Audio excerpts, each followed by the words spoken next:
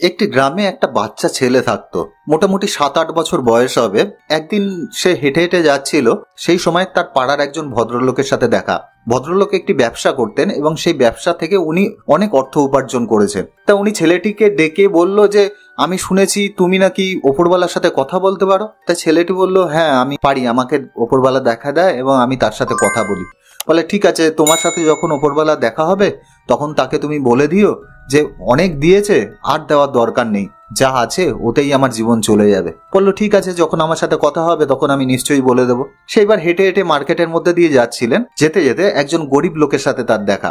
গরিব লোকটি ফাটা একটা জামা পরেছিল, এছাড়া তার কাছে সামান্য কিছু টাকা ছিল একদিন খাওয়ার মতন। সেই ভদ্রলোকও ছেলেটিকে ডাকলো, ডেকে বলল, আচ্ছা শুনেছি তোমার সাথে নাকি উপরওয়ালার কথা হয়। বলে, হ্যাঁ আমার সাথে উপরওয়ালার কথা হয়। বলে, ঠিক আছে, তোমার সাথে যখন কথা হয় তখন উপরওয়ালাকে বলে দিও যে কিছুই তো দেয়নি, জানি আমাকে কিছু দেয়, অন্তত আমি আমার জীবনটা ভালোভাবে কাটাতে পারি। তা ছেলেটির সাথে রাত্রেবেলা উপরওয়ালার দেখা হয়েছে। যখন দেখা হয়েছে সে তখন উপরওয়ালাকে দুটো ঘটনাই বলল। তখন উপরওয়ালা তাকে বলল, যে ভদ্রলোক ব্যবসা করে, যে বলেছে তার কাছে অনেক কিছু আছে আর দেওয়ার দরকার নেই, তাকে গিয়ে বলো তার তো আর কোনো কিছু দরকার নেই, আমার উপর আর কৃতজ্ঞতা দেখানোর কোনো প্রয়োজন নেই। আর যেই ভদ্রলোক বলেছে তার কাছে কোনো কিছু নেই, তার আরো কিছু দরকার, তাকে গিয়ে বলো তার কাছে যেটা আছে সেটার কৃতজ্ঞতা আগে করুক। সেই ছেলেটিও সেরকমই করলো। পরের দিন সে হেঁটে হেঁটে যাচ্ছে, যেতে যেতে সেই ভদ্রলোকের সাথে আবার দেখা, যে কিনা ব্যবসা করত। সেই ভদ্রলোককে সে বলল যে উপরওয়ালা আপনাকে যেটা দিয়েছে তার জন্য উপরওয়ালার আর কৃতজ্ঞতা অর্জন করতে হবে না। সেই ভদ্রলোক বলল, এটা তো সম্ভব নয়, উপরওয়ালা তো আমাকে সারা জীবন ধরে অনেক কিছু দিয়েছে, তাকে আমি কৃতজ্ঞতা দেখাবো না তো কাকে কৃতজ্ঞতা দেখাবো। সে বলল, ঠিক আছে, উপরওয়ালা যেরকম বলেছে আমি আপনাকে বলে দিলাম। সে ভদ্রলোক আবার চলে গেল, সেই গরিব লোকের সাথে দেখা হলো।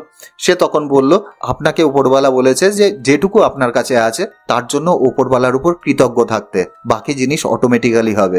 সেই ভদ্রলোক বলল, কিসের জন্য কৃতজ্ঞ থাকবো?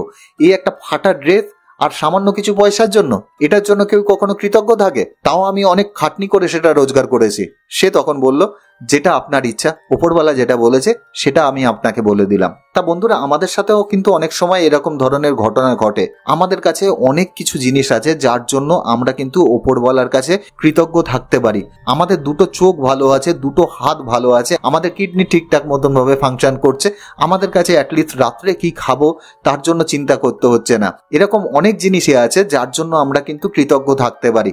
এবং আমরা যদি একটা খাতায় লিখতে বসি যে কোন কোন জিনিসের জন্য আমরা উপরওয়ালার কাছে কৃতজ্ঞ থাকতে পারি, সেই খাতা শেষ হয়ে যাবে কিন্তু আমাদের লেখা শেষ হবে না। কিন্তু তারপরেও আমরা তার উপর কৃতজ্ঞ থাকি না। অনেকেই আছে যাদের বাবা মার হাত এখনো তাদের মাথার উপর রয়েছে, কিন্তু আমরা এই জিনিসটা দেখি না যে অনেক মানুষই আছে যারা ছোটবেলা থেকেই অনাথ হয়ে জন্মেছে, কিন্তু তারপরেও আমরা সবসময় উপরওয়ালার কাছে শিকায়ত করতে থাকি যে উপরওয়ালা আমাদেরকে কোনো কিছু দেয়নি। প্রথমে কিন্তু আমাদের যেই জিনিসটা রয়েছে তার জন্য আমাদের আগে কৃতজ্ঞ থাকতে হবে, এবং আমরা যদি তার উপর কৃতজ্ঞ থাকা শুরু করি, আমাদের ব্রেন কিন্তু ঠিকঠাক মতন ভাবে ফাংশন করা শুরু করবে। তখনই কিন্তু আমরা আমাদের ফুল পোটেনশিয়ালে কাজ করতে পারবো। আশা করি বন্ধুরা এই ছোট্ট গল্প থেকে সামান্য কিছু ভ্যালু প্রোভাইড করতে পারলাম। যদি ভিডিওটি ভালো লাগে বন্ধু বান্ধবের মধ্যে অবশ্যই শেয়ার করবে।